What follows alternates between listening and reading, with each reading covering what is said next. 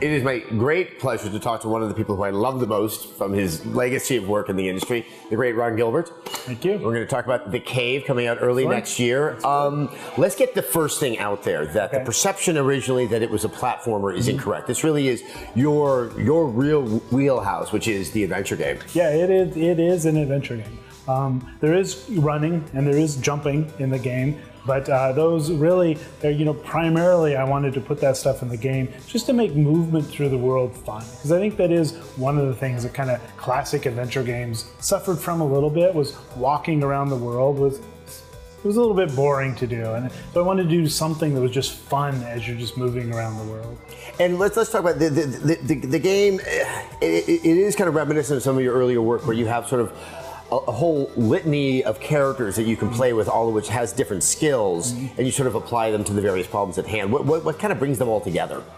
What brings them together is this cave. They're all kind of here to explore this strange, dark, sentient, talking cave.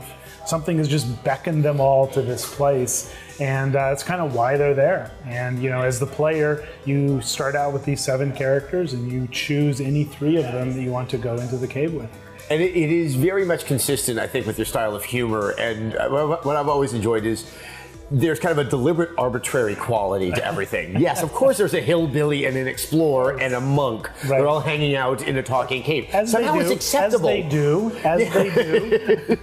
Now, the structure of the game, obviously we got to play the carnival level today. It seems that you sort of have these sort of self-contained levels, but within that, sort of the order in which you solve the various puzzles to move on is kind of at the player's own experience or how they want to do it. Yeah, I mean, there are these areas of the game, like the carnival that you've seen, but they're really not levels. I mean, the whole game is a completely endless streaming experience. So you're not really kind of going, ooh, the carnival level, now I'm going to go do it. You're really just kind of making your way down this cave, and you just kind of hit these weird little strange areas like the carnival or the underground missile silo and all those. And so the game is kind of non-linear in a kind of a local scope. Like there's lots of stuff to kind of go back and forth and do, but I do want to kind of keep everybody moving down. Right? You really want to go down deeper and deeper and deeper. What's at the bottom of the cave? So there is this point where I do want to kind of push everybody farther down, but let them have a lot of kind of back and forth play as they're going down. It really must be tricky. What do you sort of start with first? Sort of like the puzzle, and then make the puzzle adapt to the character, or do you? I mean, I can't imagine sort of in what order you start to build this out. You kind of build. I think adventure games. Whenever I've designed adventure games, I kind of start with this one core. I call them the backbone puzzles. These are the major puzzles that kind of beat the game forward. Then from that point, it's really just about sticking stuff onto them. And that's a very organic process. And you're just coming up with weird ideas and saying, okay, well, we need a little puzzle here. Now we need another puzzle, maybe another puzzle. No, too many puzzles, take that one out.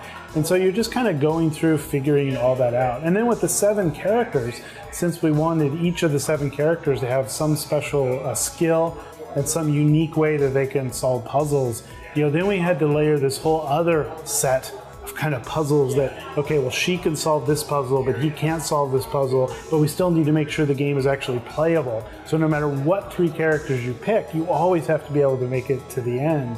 That was a huge challenge, but a lot of fun, in designing it. The puzzles, obviously, that's the core of any adventure game. And what really struck me when I was playing it is they feel so solvable. There's always been kind of an issue where sometimes when you're playing adventure games, they have these puzzles. You're having to kind of figure out the mind of the person who designed it that may not necessarily be consistent, and and then you really could have a stopping point for the game. Right. I mean, how do you sort of approach them that they offer a challenge, but they're not so oblique as to just alienate most people out there? Yeah, I don't know. I don't know if there's a magic formula to that. It's just something you just kind of have to feel, as you're doing the puzzles. And adventure games should really always be about the player versus the game, never the player versus the game design. Yeah. And I think a lot of adventure games, kind of at that kind of end of their heyday, really became these battles where you felt like I was battling the game designer and not the game.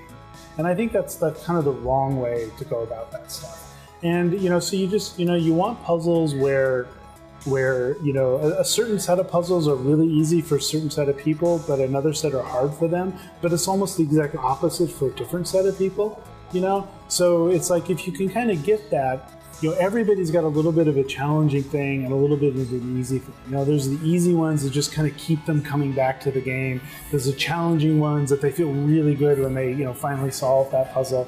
But yeah, so it's just kind of a balance of that stuff. And I think that's where the couch co-op really comes into play. You know, because you've got two brains working on this problem. And some people may think of something the other person didn't think of.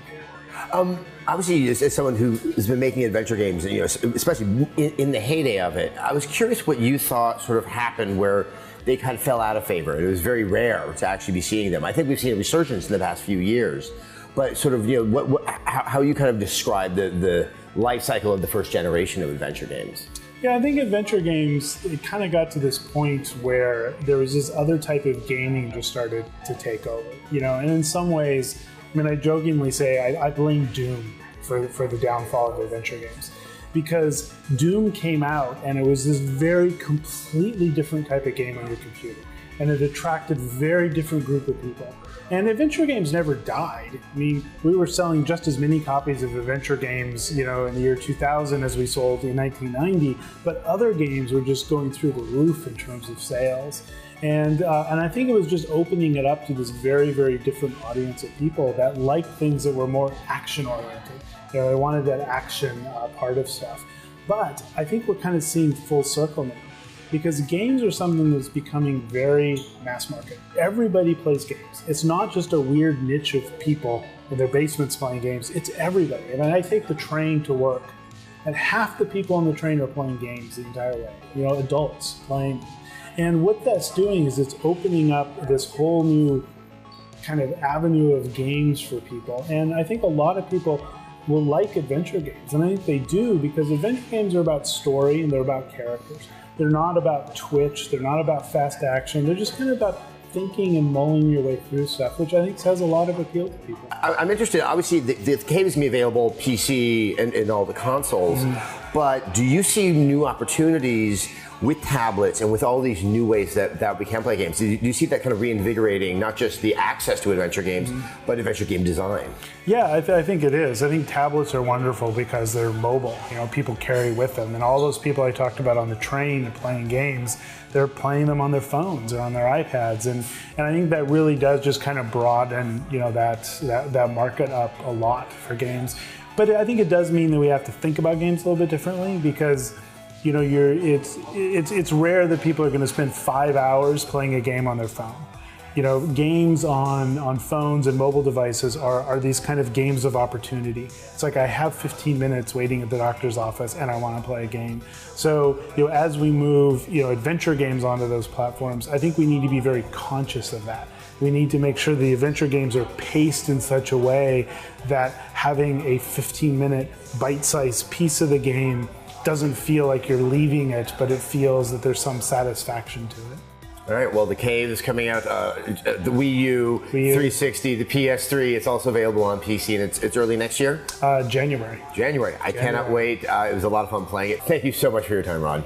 Thank you. All right, if you want to learn about the Cave or any other game, you know what to do. Subscribe. Go to youtube.com/Rev3Games. You can also subscribe at iTunes. And, of course, you can go to revision3.com.